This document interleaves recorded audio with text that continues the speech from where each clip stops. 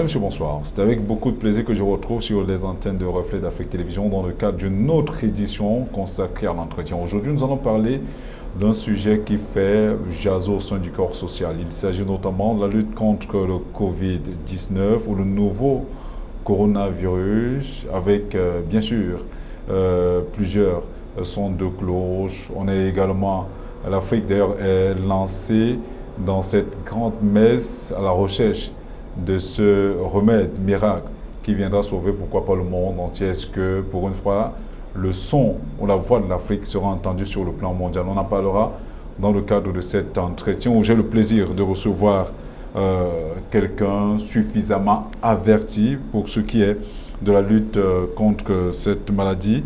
Et vous le saurez d'ailleurs tout à l'heure parce qu'il a mené un travail formidable sur le terrain, notamment du côté de la région de l'Ouest. Lui, c'est le docteur Jean Ndoundou. Docteur Jean Ndoundou est spécialisé justement en droit privé qu'il a obtenu du côté de Paris 12e. Il est également titulaire d'un MBA obtenu à l'université de Douala, la faculté FCGA. Il faut noter d'ailleurs qu'il a été major de sa promotion. Le docteur Ndoundou est également spécialisé en management des organisations, obtenu du côté de l'université de Charisma. Il est expert judiciaire en management. Elle a été chef service du contentieux juridique du côté de l'ancien SONEL, chef de la division des relations professionnelles et du droit du travail, toujours dans cette même entreprise. Il faut par ailleurs noter que c'est également un communicant parce qu'il a été rédacteur en chef du journal Les Échos d'Undé. On n'oublie pas qu'il a par ailleurs été directeur général de la radio Mendoumba qui émet sur la fréquence de modulation 100 du côté de Bangangté. Il est par ailleurs secrétaire général de l'association culturelle Mendoumba. J'espère que j'ai été assez exhaustif. Bon après-midi, monsieur. Ok, merci. Bon après-midi à vos nombreux téléspectateurs. Et merci de me recevoir dans cet agréable cadre, n'est-ce pas, de Reflet d'Afrique. Alors, est-ce qu'il y a des fonctions que j'ai omis? Parce que j'ai dû fouiller pour avoir l'essentiel de ces casquettes-là. Bon, disons qu'avec plus de 35 ans de métier, il y avait vraiment de la matière à dire. Hein. Bon, là, je peux dire également, ajouter que je suis consultant, je suis également enseignant d'université. Hein, en plus de nombreuses activités de conseil en entreprise. Et voilà, je crois que voilà résumé un peu ma carrière. Alors, c'est un plaisir de vous avoir, de vous recevoir dans nos modestes installations. Il faut par ailleurs noter que vous avez mené un travail formidable sur le terrain il y a quelques jours du côté de la région de l'Ouest. Nous sommes au Cameroun. Vous avez opéré une descente sur le terrain. Vous étiez, semble-t-il, distribué quelques dons dans le cadre de la lutte contre le Covid-19 aux populations d'Undé, une initiative de la Fondation Kitanga, dont vous êtes certainement membre. Dites-nous un peu de quoi ça retourne. Voilà, comme si bien relevé, les temps sont difficiles, les temps sont durs, n'est-ce pas? Il y a quelques 7-8 mois, n'est-ce pas, en novembre-décembre dernier, personne n'aurait présagé de la tournure, de la dérive que connaît aujourd'hui le monde. Vous voyez, il y a un grand bouleversement vraiment à tous les niveaux. On en reparlera d'ailleurs et encore qu'on est déjà en train de parler de l'après-coronavirus pour se rendre compte que c'est un grand chambardement, c'est un grand bouleversement tel qu'on n'a pas connu depuis la crise des années 1929. Oui. Bon, pour revenir, n'est-ce pas, à votre pertinente question, je dois dire oui, que j'ai travaillé du côté d'Undé pendant 5 jours où j'ai été vraiment sur le terrain dans le cadre des activités de la Fondation Kitanga. Comme vous le savez, cet honorable sénateur, ancien député, a cru devoir venir en appui aux populations, d'abord par la sensibilisation et ensuite par des actions concrètes, n'est-ce pas, d'apport dans le cadre des mesures barrières de lutte contre la progression du coronavirus. Heureusement, dans ce département, à date, aucun cas n'est à déplorer. Cependant, comme dit la fable, prévenir vaut mieux que guérir. Et c'est dans ce cadre-là donc que j'ai eu à faire un grand tour, n'est-ce pas, dans l'ensemble du département, hein, à travers les chefferies et les communautés. Et vraiment, je reviens un peu riche d'enseignements.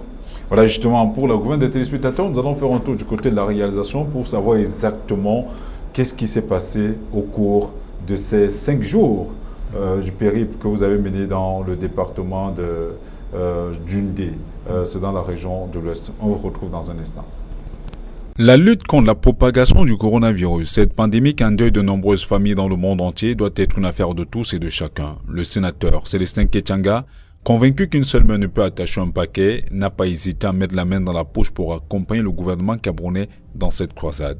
À travers la fondation qui porte son nom, il a décidé de venir dans un premier temps en aide aux populations d'Undé, département qu'il a vu naître, de Bangolap à Bazou en passant par Badunga, Bagnon, Bakon, Bawok, Balengu, Bamaha, Bamena, Banganfokam, Bangante, Bangwa et Bashingou.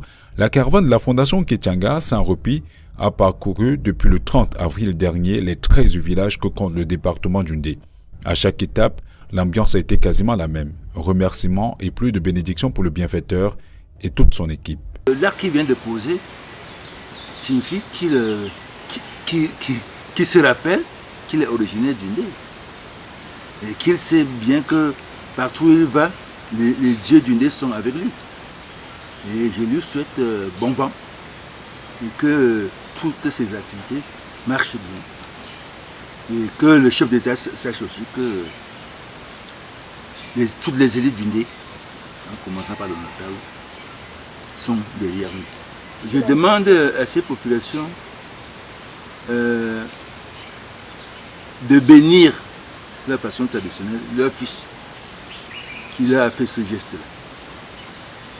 Et d'utiliser ça à de bonnes fins pour que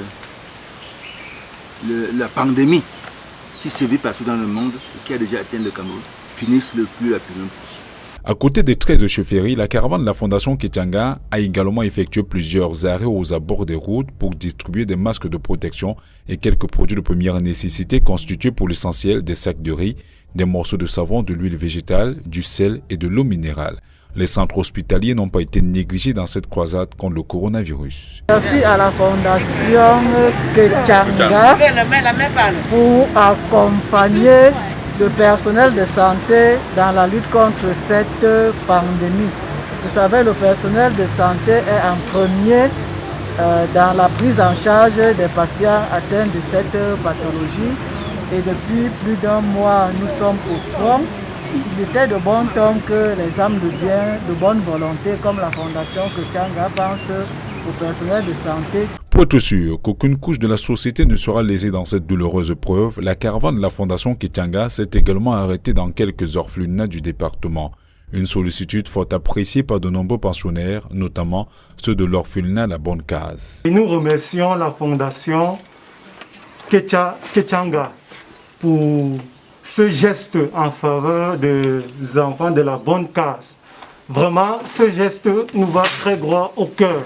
Nous sommes très contents par rapport à cette action.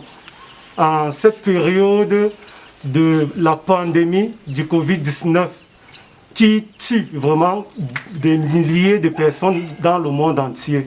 À travers ce don en produits de première nécessité constitué entre autres de 500 sacs de riz, plus de 3000 morceaux de savon, de l'huile végétale, du sel et des palettes d'eau minérale, mais également des fûts pour permettre aux populations de bien se laver les mains et des gels hydroalcooliques, la lutte contre la propagation du coronavirus dans le département d'Undé prend tout son sens. Le bienfaiteur, le sénateur Célestin Kétianga, ne compte d'ailleurs pas s'arrêter en si bon chemin. Merci, Fondation Kétianga. Retour sur le plateau de l'entretien sur Reflet d'Afrique Télévision. Monsieur Jean Nondou, les images parlent d'elles-mêmes. Comment avez-vous trouvé la population du département d'Undé? Bon, il faut dire que l'Undé, c'est vraiment une zone rurale. Donc quand on parle de zone rurale, on voit un peu la précarité, la pauvreté. Et ce qui m'a le plus frappé, c'est l'engouement entraîné par cette action de la Fondation Kétianga au niveau matériel. Hein, c'est des populations qui étaient vraiment toutes heureuses de recevoir un sac de riz, quelques morceaux de savon, quelques bouteilles d'huile, des masques de protection. Et pour les communautés en su, des seaux de lavage des mains et vraiment des morceaux de savon dédiés. Ça, c'est vraiment le côté court. Hein. C'était très bien, il y a eu un engouement. Mais à cet engouement également, j'ai eu à déplorer vraiment le manque de sensibilisation. En réalité, on parlera, si vous me le permettez, on parlera de la sensibilisation tout à l'heure. Le temps pour nous de revenir sur cette action qui continue à faire jaser au sein du corps social du côté de Banganté. De quand on vit en cela une action politicienne, de récupération, que répondez-vous à ces personnes-là? Non, je dis deux choses. Il y a deux types d'hommes politiques dans notre microsome. Il y a des gens qui font de la politique pour en tirer vraiment le meilleur parti. Et ça, on le voit malheureusement, c'est vraiment la majorité. Il y a des gens qui font de la politique vraiment dans le sens le plus noble pour dire qu'elles sont aux côtés, n'est-ce pas, qu'elles sont aux côtés des populations. Et tel est le cas de l'honorable Kachanga, qui est venu à la politique, n'est-ce pas, par le social. Je veux dire que c'est quelqu'un qui a d'abord beaucoup fait, qui a beaucoup aidé, qui a été auprès des siens, auprès des populations, auprès des trucs. Bon, vous avez dit tout à l'heure, on en parlera, mais il ne faut pas oublier que du côté des Douala 3e, ici, là, nous trouvons, c'est plus de 50 forages qui ont été offerts aux populations. Je ne parle pas des ponts, des adductions d'eau, d'électricité, et également beaucoup de personnes que l'on entretient au quotidien, que ce soit des infirmes, que ce soit également des bourses d'études aux déshérités. Donc c'est quelqu'un qui est vraiment qui a cette constance, n'est-ce pas, qui a la récurrence dans son action. Et donc Banganté, c'est la ville, c'est le village, c'est la région qui l'a vu naître. Et on dit pour bien avancer, il vaut mieux savoir d'où tu viens. Et c'est en cela qu'Honorable Kachanga n'a jamais eu de cesse, n'est-ce pas, de regarder vraiment du côté de ses origines. Et c'est à ce titre-là qu'il a cru devoir apporter vraiment son petit soutien, apporter son appui, désintéressé. D'ailleurs, la preuve, c'est que lui-même, il n'a même pas été sur le terrain.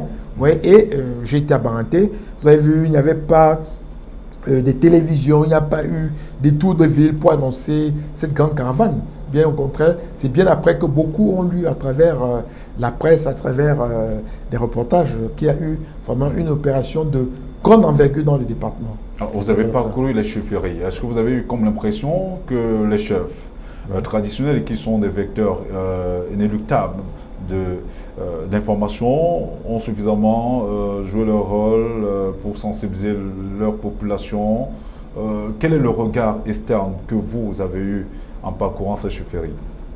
Bon, j'ai vu des chefs, des monarques vraiment préoccupés, puisque je dis ici, là, j'ai été reçu par 10, et sur les 13, parce qu'il y a 3 qui n'étaient pas disponibles, et puis nous n'avons pas cru devoir aller en leur absence. Néanmoins, les équipements sont là, et dès qu'ils seront de retour, nous irons, parce qu'il y a 2, par exemple, qui sont bloqués en France à cause des problèmes de fermeture des frontières, et dès qu'ils seront de retour, je me dépêcherai d'aller corriger, n'est-ce pas, cette anomalie. Alors, les 10 que nous avons rencontrés portaient tous des masques. Ils ont montré vraiment une grande préoccupation par rapport à ces mesures de prévention, étant entendu que les médias relaient tous les jours, n'est-ce pas, les catastrophes, les hécatombes que provoque cette pandémie, et cela fait peur. Donc là, les monarques n'ont pas attendu de prendre les devants pour sensibiliser les gens, mais avec les moyens qui sont les leurs. Parce que je vous ai dit tantôt que nous sommes dans des contrées pauvres. Bon, j'ai suivi aujourd'hui, par exemple, que les masques de SICAM attendus à grande échelle seront vendus à 1300 francs. Beaucoup vraiment une bonne part des populations ne peuvent pas s'acheter un masque à 200 francs, voire 300 francs. En ce sens-là, vraiment, ces apports sont sont d'un apport vraiment considérable. Donc, il y a cette volonté de faire, mais il y a également des limites. Avoir un seau à l'entrée avec de l'eau, et puis ensuite des cartons de savon qui permettent de faire une bonne rotation, c'est vraiment quelque chose d'extraordinaire. Et je vais même vous dire, Thierry, lors de ce passage-là, puisque ça m'a permis de faire l'ensemble du département, j'ai relevé vraiment une grande campagne qui avait été faite par une association des femmes très dynamique. Et malheureusement, au passage, j'ai relevé que la plupart des seaux, n'est-ce pas, qui avaient été laissés étaient vides. Ou parfois, quand il y avait encore les cas d'eau, il n'y avait pas de savon. Ouais, or, l'un sans l'autre vraiment ne sert à rien.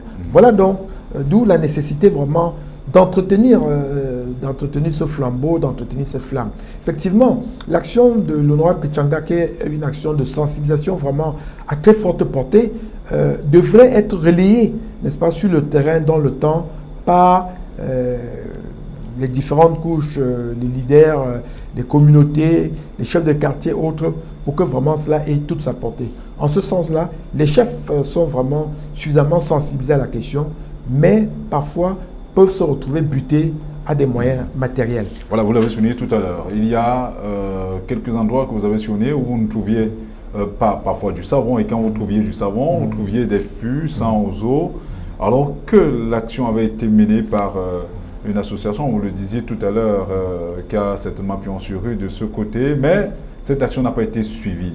Peut-on croire dans ce cas que les populations sont quelque peu irresponsables? Bon, il faut dire là, effectivement, vous savez, nous avons cette approche vraiment empirique, cette approche pragmatique des problèmes, y compris des malheurs. Ça veut dire que tant que ce département ne sera pas touché, frappé en plein par ce coronavirus, beaucoup prendront vraiment pour de la littérature ou bien pour des effets d'annonce. Et ça également, c'est un problème.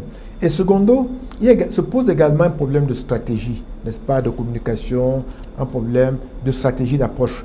Et là également, on peut relever vraiment un échec de ce côté, tout à l'heure on en parlera, et qui remonte même au niveau de l'État. Vous voyez, parce que, qu'est-ce qu'Honorable Kachanga a fait? Nous avons ciblé les communautés, nous avons ciblé les institutions, devant l'église, devant telle paroisse, à l'entrée du marché, les motos-taxis, devant telle chefferie, tel chef de quartier, tel responsable. Parce que ces personnes-là, après avoir été suffisamment sensibilisées, pouvaient se révéler porteurs, n'est-ce pas, du projet. Et c'était là, le problème, c'était celui de la cible. Quelle cible? Pour quel type de message? Pour quel type de sensibilisation? Et je crois que c'est là où il y a un travail vraiment de fond qu'Honorable est venu trouver en place, qu'il a relayé, mais qui convient vraiment de multiplier, de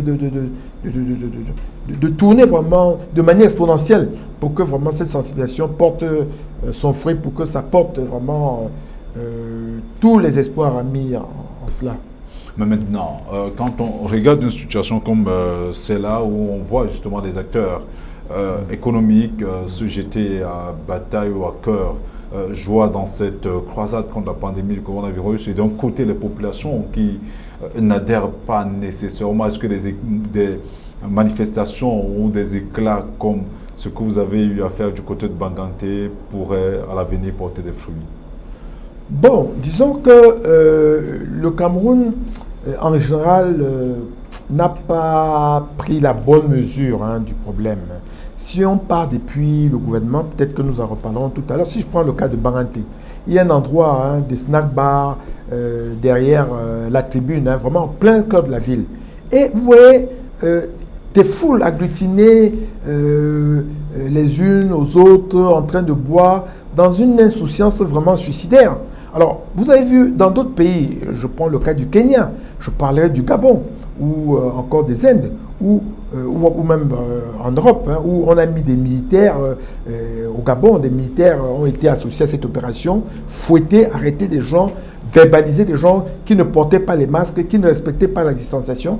Et c'est parfois par ces mesures coercitives, n'est-ce pas, qu'on peut arriver à faire comprendre aux gens. J'expliquais tantôt que dans cette région qui n'a pas encore connu des cas, les gens ont l'impression que c'est lié peut-être à la nature, à la géographie, au climat, et que vraiment ces trucs-là, c'est des choses, d'ailleurs, comme on a d'ailleurs vu ces jours-ci sur les réseaux sociaux, en disant que c'était des trucs importés, que vraiment cela ne pourrait jamais franchir cette barrière. Erreur, illusion. Et c'est pour ça qu'il convient de faire attention, parce que avec l'entrée vraiment de cette pandémie sur le terrain, vraiment, les conséquences seront catastrophiques. Voilà, vous nous amenez justement à vous poser une question relative à l'actualité. Vous avez certainement écouté au journal de 17h du poste national d'ACR TV au Cameroun les mesures, les 13 mesures, je crois, d'assoupissement, en fait, ce sont les plus importantes d'assouplissement prises par le président de la République qui vont jusqu'à l'ouverture de ces débits de boissons dont vous parliez tout à l'heure, après 18 heures. Comment avez-vous accueilli ces mesures-là? C'est une mesure vraiment irresponsable. Irresponsable au vu de la situation. Pourquoi je pense? Parce que dans un premier temps, la maladie, nous avons atteint la phase 2, puis la phase 3, où on parle maintenant de contamination communautaire. Ça veut dire qu'en fait, nous n'avons pas encore atteint le pic de la maladie.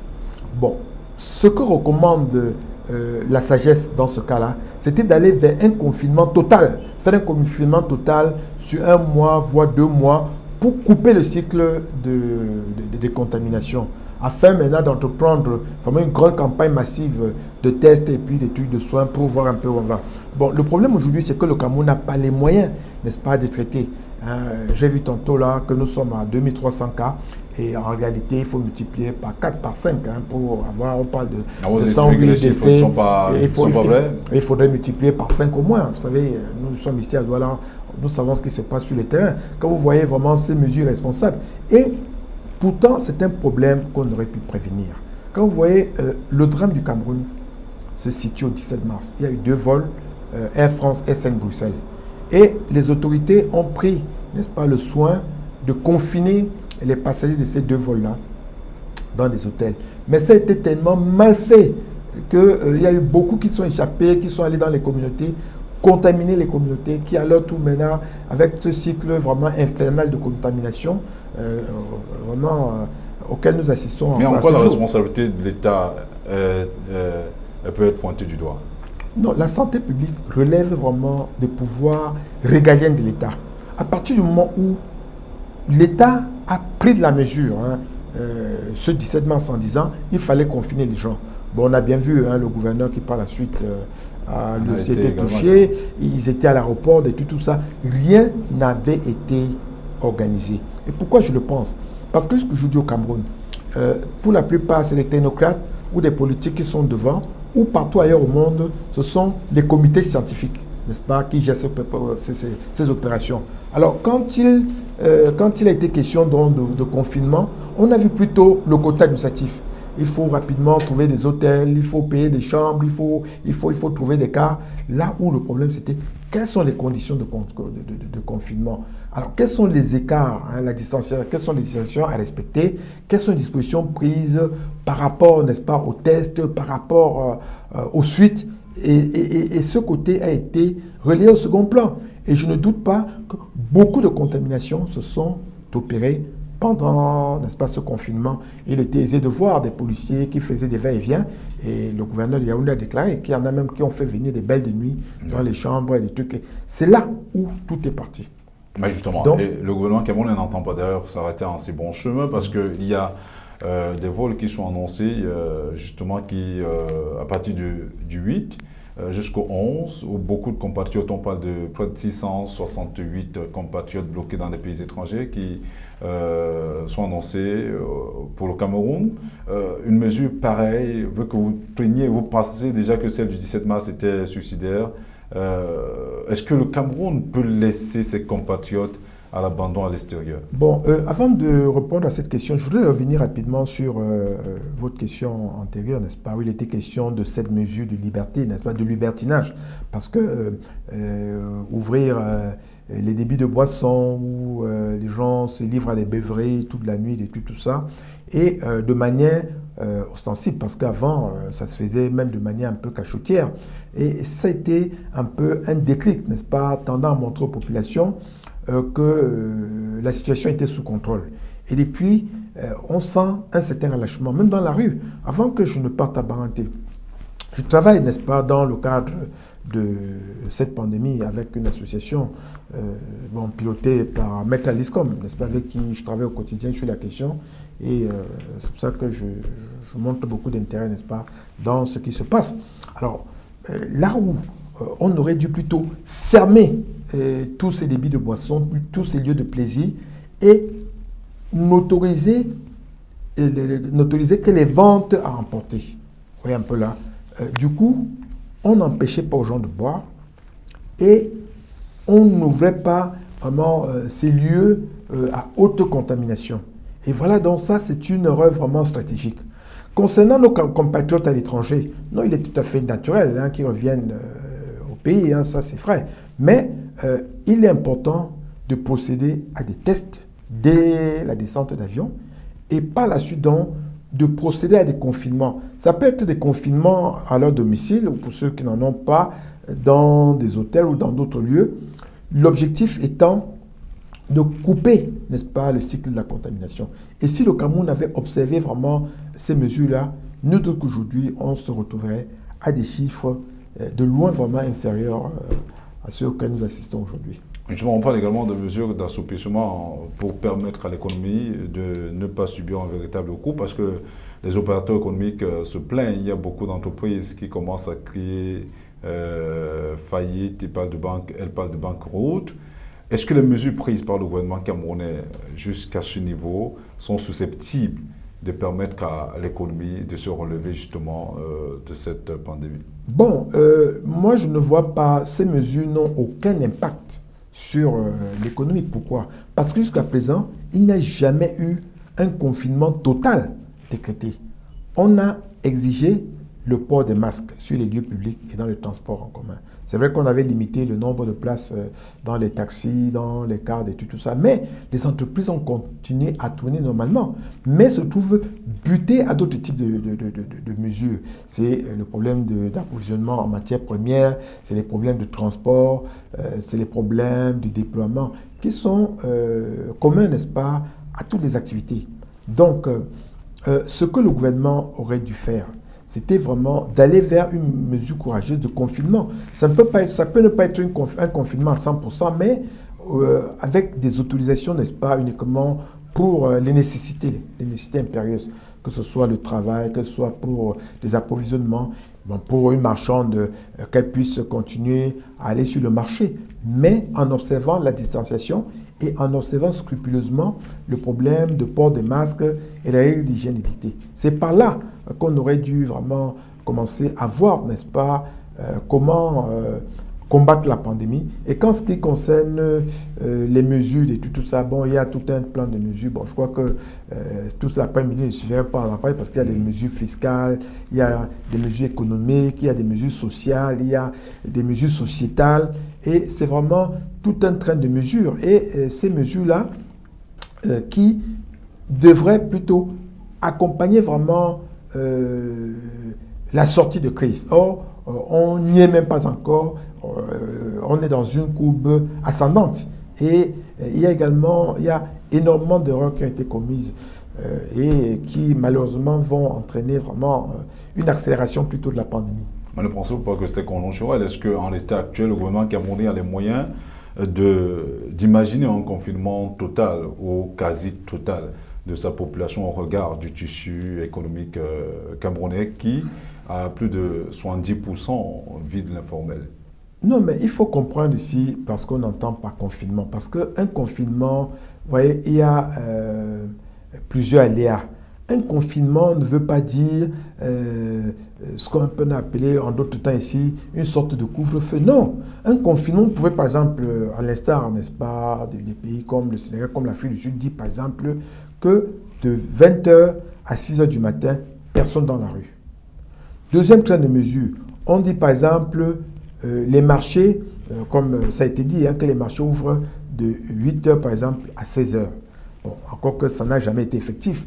Ou encore en décidant par exemple le port du masque qui est des mesures. À un moment donné, on était à 40%, puis 70%, on n'a jamais dépassé les 80% de port de masque.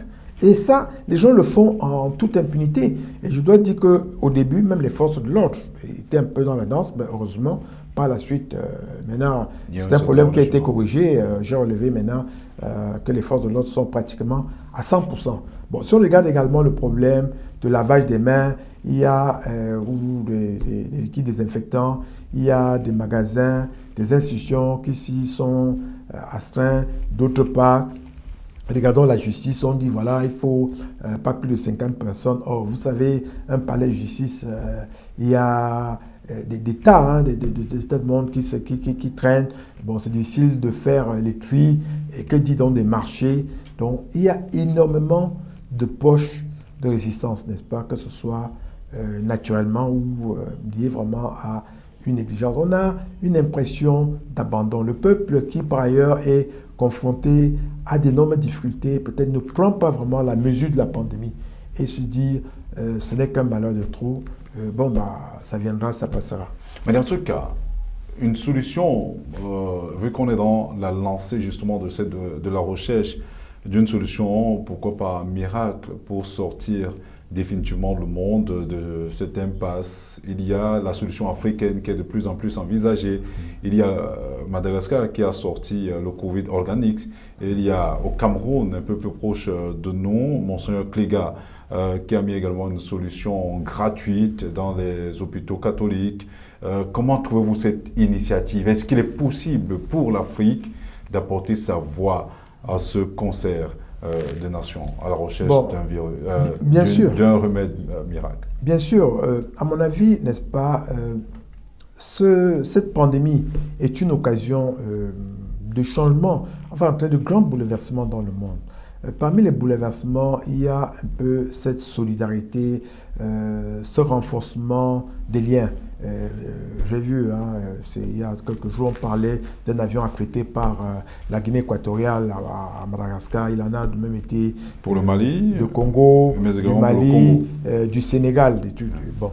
Donc, cela a donné l'occasion un peu de resserrer, voir ce qui a été fait à Madagascar, voir les solutions préconisées. Il y a le Bénin également, le Gabon, et la solution Cléda, et d'autres solutions même camerounaises. Essayer donc de renforcer, n'est-ce pas, les capacités de ces chercheurs-là à travers vraiment un grand centre de recherche qui aurait auprès duquel l'Union africaine, les États mettraient vraiment des moyens. Et on aurait aussi l'occasion de tester vraiment cette pharmacopée à un niveau élevé, le grand nombre. Et cela permettrait rapidement d'obtenir toutes les certifications, tous les agréments pour enfin imposer ces produits-là au niveau de l'humanité. Le véritable problème avec la science, c'est qu'il y a des règles. Vous avez vu le cas du professeur Raoul en France, qui n'arrive pas à se faire admettre et qui est même menacé d'exclusion de l'ordre, n'est-ce pas, des médecins. Donc c'est dire qu'il y a des règles, n'est-ce pas? Il y a des règles classiques qu'on doit suivre, depuis tout ça. Bon, maintenant, en cas de pandémie, comme certains ont cru, il faut aller avec les moyens de bord, tout en ne négligeant pas, n'est-ce pas, cet accessoire qui consiste à faire des travaux, des recherches, des tests sur des quantités et vraiment des études de laboratoire. Et c'est en ce sens-là que l'Afrique pouvait vraiment apporter une solution de surcroît. Nous avons l'artémisia dont on a parlé, nous avons Quinqueliba, Quinquina, tout ça. Autant de produits aujourd'hui phares qui sont utilisés dans la lutte contre le coronavirus. Vous pensez à partir de là que l'Afrique peut, dans le cadre de cette nouvelle ordre mondial qui est en train de se dessiner, avoir vos chapitres? Est-ce que pour une fois la médecine traditionnelle, faite des plantes, les recettes de grammaire, peuvent d'une manière ou d'une autre être finalement enterrées par l'Organisation mondiale de la santé? Bon, je vais dire une chose. Moi, j'en ai parlé tout à l'heure. Le problème numéro 1 de l'Afrique aujourd'hui, et ce problème-là, c'est un problème démocratique. Tant que la pérennisation au pouvoir, n'est-ce pas, il y a cette éternisation au pouvoir, vous voyez, ça obnubile, ça détruit, ça obère, vous voyez un peu là. Donc finalement, pour que vraiment la médecine, la recherche ne peut pas marcher sans la démocratie. Regardez un peu ce qui se passe aujourd'hui au Cameroun, avec ce problème des dons qui sont plus ou moins acceptés, qui sont rejetés, qui font l'objet de nombreux trucs, au nom également des vérités politiques.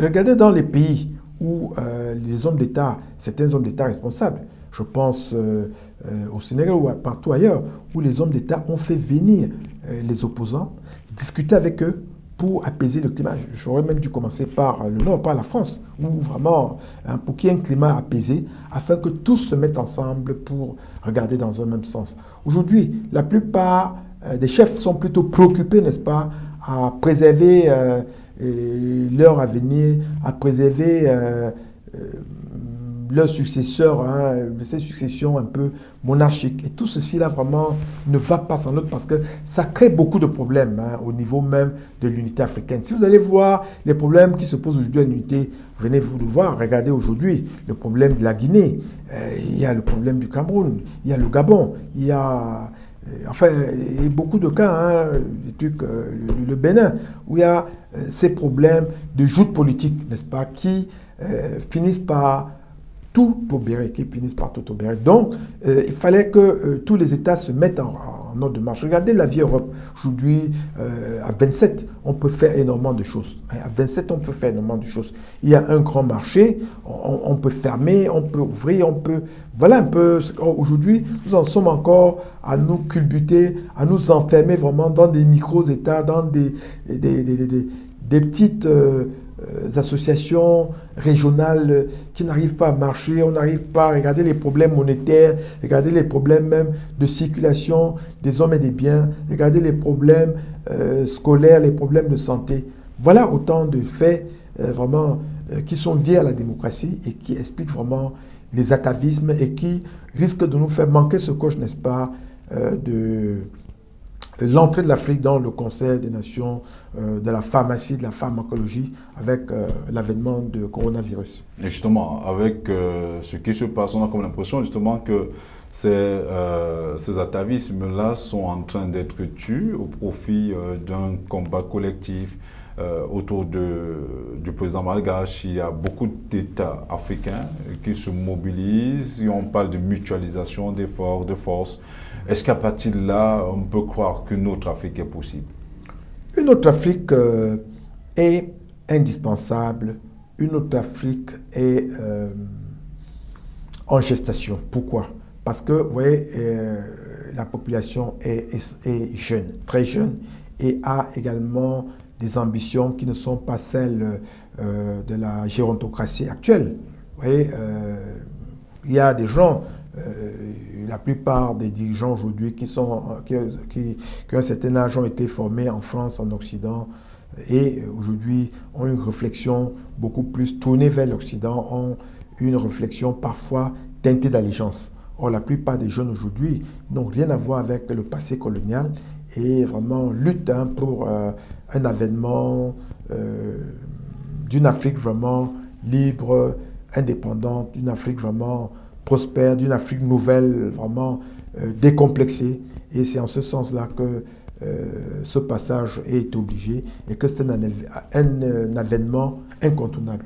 Alors, vous êtes spécialiste en management, vous travaillez de manière très étroite sur le Covid-19, le nouveau coronavirus.